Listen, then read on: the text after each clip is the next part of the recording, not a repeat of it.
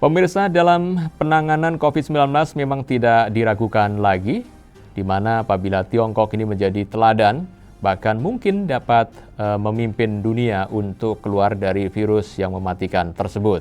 Sebagaimana yang diungkapkan seorang sejarawan sekaligus penulis trilogi Homo Sapiens yang menjadi bestseller dunia, Yuval Noah Harari, dalam tulisannya di majalah Times dengan judul "Dalam Pertempuran Melawan Virus Corona, Kemanusiaan Kurang Kepemimpinan". Nah, pemirsa, dalam artikel itu ia memulai dengan mengkritik jika langkah lockdown, mengisolasi serta menciptakan jarak, mendeglobalisasi dunia ini hanyalah solusi jangka pendek untuk memutus rantai penularan virus corona. Namun secara jangka panjang dampaknya justru memang menghancurkan perekonomian. Menurutnya, penangkalnya ini justru harus diselesaikan dengan kerjasama dan saling berbagi, bukan malah pemisahan. Lantas apa sebenarnya maksud dan tujuan dari tulisan Harari tersebut? Benarkah COVID-19 justru ini adalah membuat Tiongkok menjadi pemimpin dunia?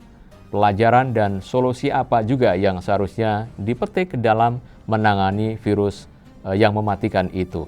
Nah, pemirsa, inilah Jurnal Barata bersama saya, Bagas Sumarlan.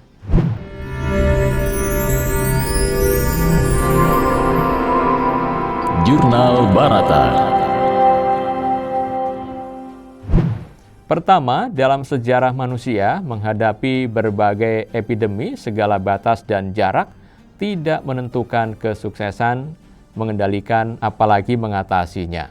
Ini dikisahkan jika epidemi bahkan pernah juga membunuh hampir seperempat warga Eurasia di abad ke-14 ketika belum ada globalisasi.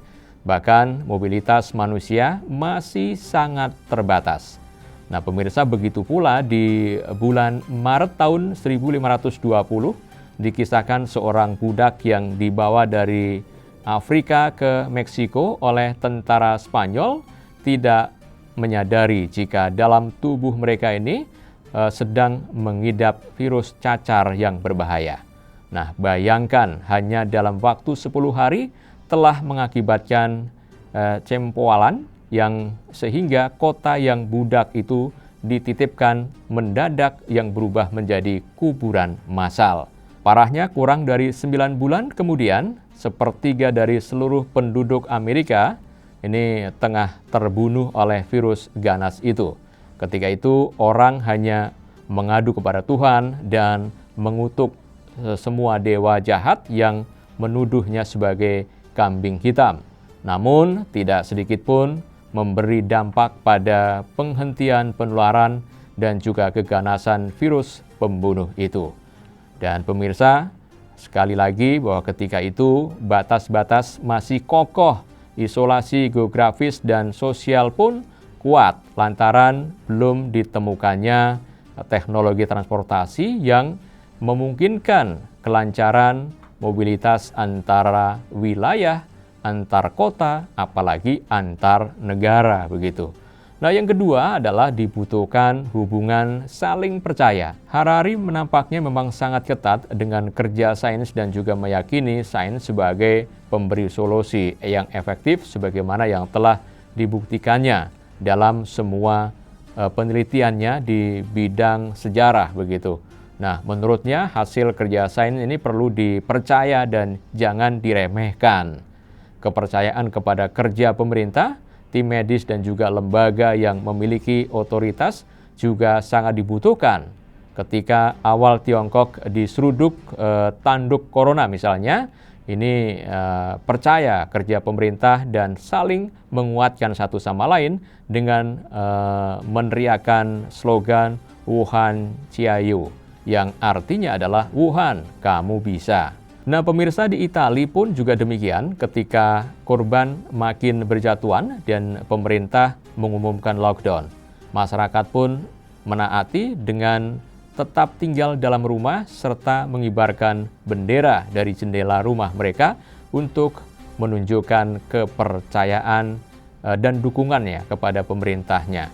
Mereka sepenuhnya memang percaya bahwa pemerintah dapat melakukan sesuatu yang lebih baik untuk bangsa mereka. Nah, situasi di Indonesia sebaliknya, pemirsa, justru membuat miris begitu. Betapa tidak ada pihak yang mencoba untuk mengambil untung dalam situasi bencana dengan memborong masker misalnya dan menjualnya di harga yang berlipat-lipat. Pemerintah daerah yang membuat keputusan ini juga berbeda dengan pemerintah pusat. Jadi intrik-intrik politik yang berpotensi menjatuhkan pemerintah dan berbagai tekanan juga ya terkesan mengacaukan dan juga mengganggu kinerja pemerintah. Ya, pemirsa, lalu sensitivitas kemanusiaan ini kita juga sebagai bangsa yang bertuhan, berpancasila justru terkesan begitu rendahan dibanding dengan Tiongkok ya, yang ironisnya kerap dilecehkan sebagai bangsa tak bertuhan begitu. Nah, jika ini tidak bertuhan, lalu kenapa mereka lebih memiliki sikap kemanusiaan dan yang adil serta beradab daripada kita gitu ya? Atau jangan-jangan mereka yang sejatinya bertuhan, sedangkan kita hanya memuja dan memuji simbol-simbol ketuhanan. Nah, lalu yang ketiga, Harari juga mengatakan bahwa satu-satunya batas nyata adalah antara manusia dan virus corona itu sendiri. Manusia tidak boleh saling dipisahkan, melainkan dipersatukan dan dipisahkan dari predator tak kelihatan itu, begitu ya. Dan dengan argumentasi ini, maka manusia seharusnya bekerja sama baik dalam hal pengetahuan, kepakaran, maupun juga pengalaman untuk bersama-sama untuk mengatasi musuh bersama.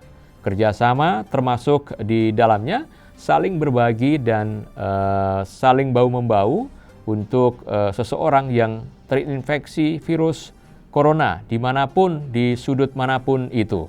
Seharusnya memang mendapat perhatian seluruh dunia untuk memberi dukungan agar membantu memulihkannya, begitu. Ketidakpedulian memberi bantuan akan memberi kelonggaran bagi virus makin menyebar luas, lalu menular manusia lainnya. Virus tidak mengenal batas, ia menerjang semua batas, tidak peduli batas negara, garis ideologi, apakah bertuhan atau tidak, apakah beragama Kristen, Islam, Hindu, atau bersuku atau tidak, dan lain sebagainya. Bahkan mungkin posisi jabatan, ulama atau umat, dan apa saja begitu ya. Jadi tidak peduli, di mana COVID-19 ini bukanlah sembarang virus karena ia akan mengandung lapisan protein yang juga mengaktifasi furin dalam organ-organ manusia seperti paru-paru, jantung, hati, dan usus kecil manusia. Artinya selama kita masih manusia yang memiliki organ-organ itu, ini tentu kita berpotensi ya diserang COVID-19 tanpa ampun. Lalu yang keempat adalah perlu untuk kepemimpinan dunia untuk mengatasi epidemi virus corona. Jadi Harari juga menyebutkan dalam menghadapi virus Ebola tahun 2014, Amerika Serikat ini juga pernah mengambil posisi sebagai pemimpin dunia yang juga menginspirasi serta menggalang kerjasama internasional untuk mengatasi epidemi. Upaya itu pun terbukti efektif. Nah, peran yang sama juga ditunjukkan Amerika ketika menghadapi bentuk bencana lainnya, yaitu krisis ekonomi tahun 1998. Namun, saat ini Amerika tidak lagi mendapatkan kepercayaan publik ya dari internasional untuk peran itu. Nah, Harari juga mengusulkan Uni Eropa mengambil alih posisi pemimpin dunia. Nah, pemirsa, menurut kami Tiongkok justru yang lebih cocok ya untuk posisi itu. Tiongkok telah menunjukkan kapasitas kepemimpinannya bisa mengatasi bencana sendirian di tengah hujatan dan sindiran sebagian manusia yang tidak punya nurani.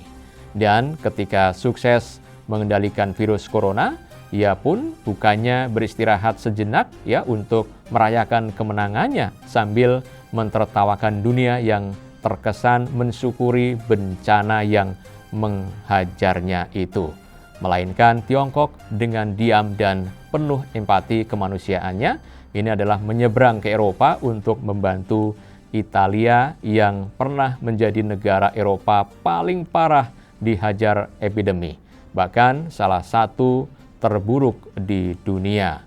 Nah, Tiongkok seakan-akan memang tanpa kenal lelah ya, terus untuk mengejar virus corona. Tiongkok paham bahwa membiarkannya menang di suatu tempat di planet ini hanya akan berarti menunggu waktu untuk kembali menyerangnya di lain waktu. Virus corona ini adalah jelas musuh bersama umat manusia, bukan hanya musuh suatu bangsa, satu komunitas, ataupun satu orang saja. Dengan demikian, Tiongkok telah menunjukkan kapasitas sebagai pemimpin dunia yang dengan hati nurani dan segala bentuk kemampuannya, baik mental, keahlian, dan juga teknologi yang memadai, mampu menyelamatkan manusia dari ancaman virus corona. Bukan hanya pemerintahnya, melainkan tim medisnya, bahkan rakyatnya juga telah memberi teladan kepada dunia, begitu ya, bagaimana mengatasi krisis dalam kerjasama dan saling percaya. Dari itu, tidaklah salah jika pendiri bangsa ini, Bung Karno, menasihati kita untuk belajarlah sampai ke negeri Tiongkok. Maka marilah kita mengangkat jempol kepada Tiongkok, serta dengan rendah hati mau belajar kepadanya. Tiongkok telah membuktikannya dan layak menjadi pemimpin dunia dalam hal mengatasi krisis kemanusiaan. Apakah Anda setuju? Saya Bagas Sumarlan, terima kasih dan sampai jumpa. Demikian Jurnal Barata.